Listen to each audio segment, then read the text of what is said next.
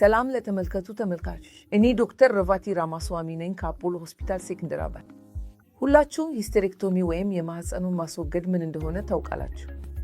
አሁን የተለያዩ መንገዶችን ስለ ማህፀኑ እንዴት እንደሚወገድ እንወያያለን። ማህፀኑን ለማስወገድ ብዙ መንገዶች አሉ።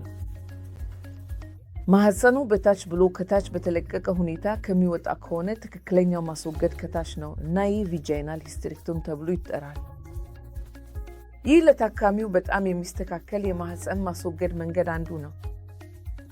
ከማህፀን መወገዴ ጋር ጎረቤት የትኛውም የአጎራባች አወቃቀሮች የተበታተኑ ናቸው።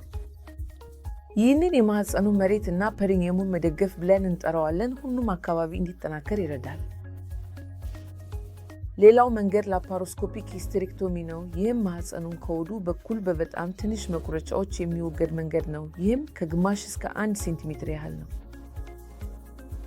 ከዚያም ማህፀኑ በጣም ትልቅ ከሆነ እና ላፓሮስኮፒክ ሂስቴሬክቶሚ አይቻልም ብለው ከተወሰነ ለብዙ ዓመታት የሚደረግ ባህላዊ መንገድ ይቀጥላል። ይህንንም ኦፕን ሂስቴሬክቶሚ ወይም ላፓሮቶሚ ሂስቴሬክቶሚ ብለን እንጠራዋለን። በዚህ መንገድ የሆዱን ቅጥ አካላት በመቁረጥ ማህፀኑን በእጃችን እንወግዳለን። እስከሆነ ድረስ በቅርቡ የተገኘ የማህፀን ማስወገድ ቴክኒክ ነው።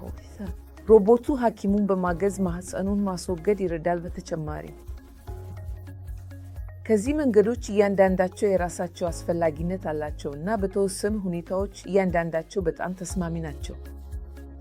እንግዲህ የትኛውን የማህፀን ማስወገድ መንገድ እንደሚወስን ምንድን ነው? ይህ የሚወስነው የማህፀኑ አይነት፣ የችግሩ አይነት፣ የሐኪም ችሎታ ነው። ይህን ሁሉ በመያዝ ለአንተ ትክክለኛውን መንገድ መወሰን አለብን። አንዱ መንገድ ከሌላው ይበልጣል ብዬ አያለም። እያንዳንዳቸው በራሳቸው ልዩ ናቸው። እንደምንም የፍጨት ምግብ ቤት ሥራ አለው። እንዲሁም በካዳይ ምግብ ማብሰል ሥራ አለው። የማይክሮዌቭ ኦቨን ሥራ አለው። የሩዝ ማቀናበሪያ ሥራ አለው። እያንዳንዳቸውን በጥቂትነት መጠቀም አለብዎት። በተመሳሳይ መንገድ በተለያዩ መንገዶች አሉ እና እያንዳንዳቸውን በትክክለኛው መንገድ መጠቀም አለብን። አመሰግናለሁ ጓደኞች።